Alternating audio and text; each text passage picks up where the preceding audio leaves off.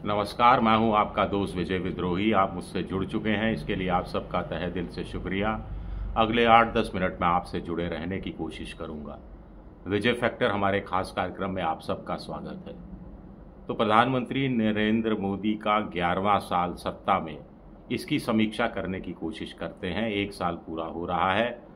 इस साल क्या हुआ, क्या नहीं हुआ।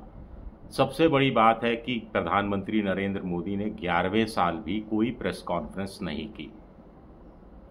अमेरिका गए तो अमेरिका के एक पत्रकारों के 1-2 सवालों के जवाब देने में भी वो थोड़ा सा अडानी पर जो सवाल पूछा गया था, थोड़ा अचकचा गए थे। एक पॉडकास्ट करने वाले को लंबा इंटरव्यू दिया, लेकिन वो भी ज़्यादा चर्चित नहीं रहा।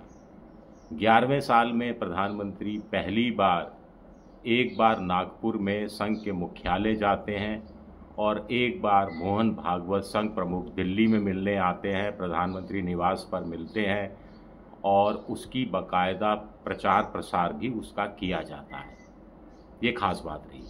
सिंदूर, ऑपरेशन सिंदूर, पहलगाम, इसका मैं जिक्र इसलिए नहीं कर रहा क्योंकि ये सब आपको पता है। तीसरी बड़ी बात रही कि प्रधानमंत्री नरेंद्र मोदी की विश्व गुरु की छवि को गहरा झटका लगा, खास तौर से ऑपरेशन सिंदूर के बाद। चौथी बात रही कि नरेंद्र मोदी की जो ब्रांड इमेज है उसको भी झटका लगा, लेकिन साल का अंत होते होते इस ब्रांड इमेज को दोबारा से ऑपरेशन सिंदूर के बाद नए सिरे से चमकाने में भी वो करीब करीब काफ़ी हद तक सफल रहे हैं। पांचवी बात, प्रधानमंत्री नरेंद्र मोदी ने 11वें साल में राहुल गांधी की 2 बड़ी जो हथियार थे पॉलिटिकल, उनको अपनाने की कोशिश की या अपना लिया ताकि राहुल गांधी के हाथ से पॉलिटिकल हथियार छीना जा सके। एक जातीय जनगणना की घोषणा करके, और दूसरा राहुल गांधी ने जो लोकसभा चुनाव से पहले इंटर्नशिप स्कीम की घोषणा की थी, पहली नौकरी पक्की, युवाओं को 1 साल की अप्रेंटिस दी जाएगी और 1 लाख रुपए उनकी आय भी हो जाएगी 1 साल में। उसी की तर्ज पर इंटर्नशिप स्कीम प्रधानमंत्री ने शुरू की, जो फेल साबित हुई। अब आप कहेंगे कि प्रधानमंत्री ने कुछ तो अच्छा किया होगा। कुछ क्या, ठीक ठाक हुआ कुछ इस साल। सबसे बड़ी बात रही कि विधानसभा चुनाव, बैसाखियों पर टिकी हुई सरकार अब ऐसा लग ही नहीं रहा कि बैसाखियों पर टिकी हुई है। बिहार में नीतीश कुमार को 60,000 करोड़ रुपए देकर खुश किया गया।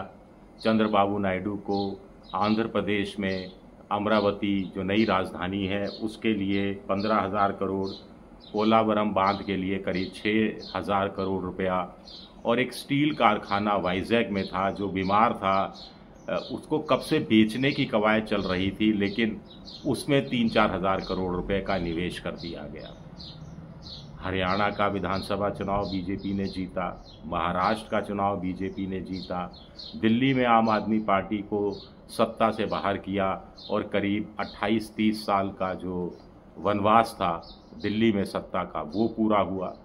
जम्मू कश्मीर में चुनाव हुआ तो जम्मू की लगभग सारी सीटें एक तरफा ढंग से बीजेपी ने जीती।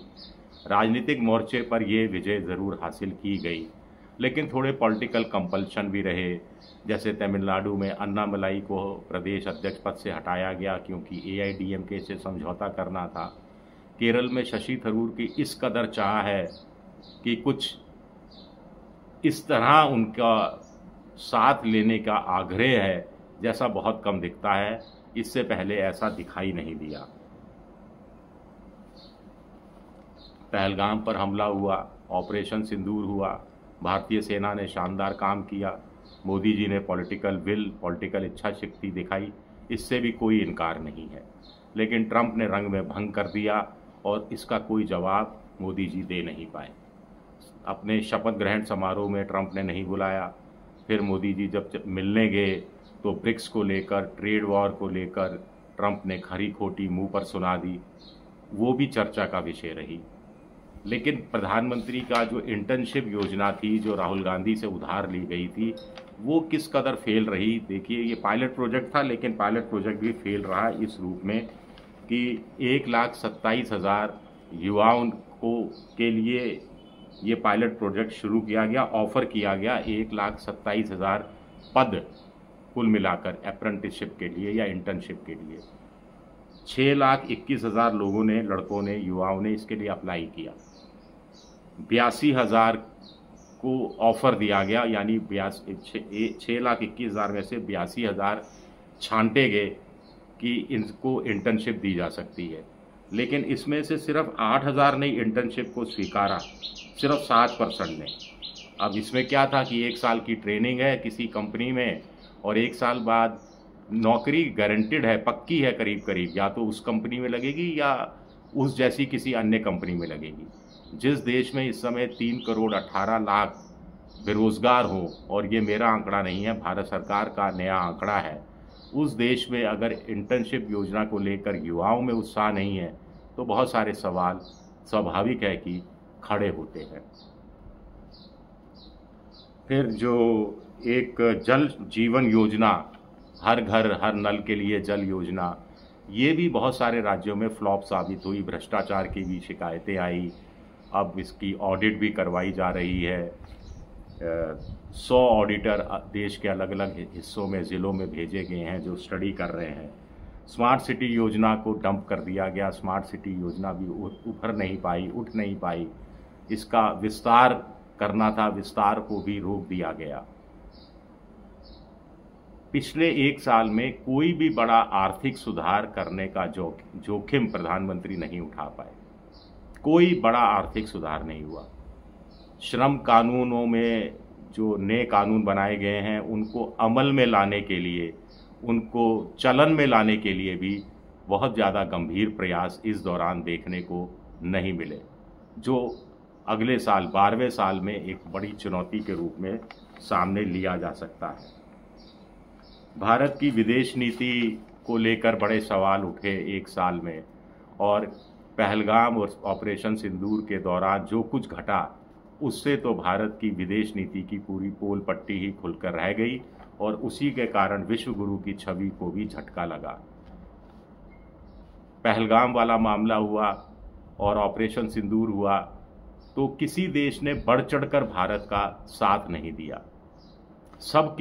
हर किसी ने पाकिस्तान आतंकवादी घटना की आलोचना की, लेकिन पाकिस्तान आतंकवाद का पनाह जाता देश है ये कहने से मुकर गए ज़्यादातर सब देश। अब हालत ये है कि अमेरिका, ट्रम्प थोड़ा छिटके हुए हैं, पुतिन कमज़ोर पड़ गए हैं, पुतिन चीन के भरोसे हैं, चीन पाकिस्तान से गलभैया कर रहा है, दोनों मिलकर भारत पर दबाव डालने की कोशिश कर रहे हैं। बांग्लादेश अलग संकट पैदा किए हुए है, तो घिरते हुए नज़र आ रहा है इंडिया, सबसे बड़ी बात है। और ये एक भारत की विदेश नीति की एक बड़ी कमज़ोरी के रूप में इसे देखा जा रहा है। तो ये एक बड़ी चुनौती है। सामरिक दृष्टि से हमें रक्षा में और पैसा खर्च करना पड़ेगा, और रक्षा में और पैसा खर्च करेंगे, पैसा हमारे पास है नहीं, तो शिक्षा, स्वास्थ्य के क्षेत्र में या इंफ्रास्ट्रक्चर के क्षेत्र में थोड़ी कटौती करनी पड़ेगी। अगर ये सारा कुछ किया तो जीडीपी प्रभावित होगी। जीडीपी 6.5% है, अच्छी है, बहुत सारे देशों से अच्छी है, लेकिन विकसित भारत 2047 ये जो लक्ष्य है इसको हासिल करना है तो रघुराम राजन के अनुसार तो 8.5-9% की कम से कम जीडीपी चाहिए। कुछ लोगों का कहना है कि 8% तो जीडीपी हासिल करनी ही पड़ेगी। ये सब कैसे होगा, इसका अभी तक हमारे पास ना तो कोई जवाब है, ना कोई ब्लूप्रिंट है, ना कोई प्रेस कॉन्फ्रेंस है, ना संसद में जब बहस होती है तो ऐसे मुद्दों पर खुलकर बहस की अनुमति दी जा रही है। और छोटे छोटे जो स्वार्थी किस्म के अलग अलग पॉलिटिकल पार्टीज़ के, जिसमें सत्तारूढ़ पार्टी भी शामिल है, उनके छोटे छोटे राजनीतिक मुद्दों के इर्द गिर्द सारी बहस सिमटती जा रही है। ऐसा लग रहा है जैसे चुनाव जीतना सबसे बड़ा पैमाना हो गया है। चुनाव अगर जीत गए, जो चुनाव जीत गया वो अव्वल नंबर, चाहे जिस तरह भी जीता हो, और चाहे कोई भी पॉलिटिकल पार्टी हो, कोई राष्ट्रीय पार्टी हो, किसी राज्य की रीजनल पार्टी ही क्यों ना हो, तो ये पैमाना नहीं हो सकता। तो कुल मिलाकर ये स्थिति पिछले 1 साल की रही है जो हमारे सामने नज़र आ रही है। और चुनौती जो मैंने आपको एक बार फिर दोहरा दूं, सामरिक मोर्चे पर, आर्थिक मोर्चे पर, कूटनीति के मोर्चे पर बहुत दम लगाना पड़ेगा अगले साल। शुक्रिया मेरा ये वीडियो देखने के लिए। पसंद आए तो लाइक कीजिए, सब्सक्राइब कीजिए, शेयर कीजिए।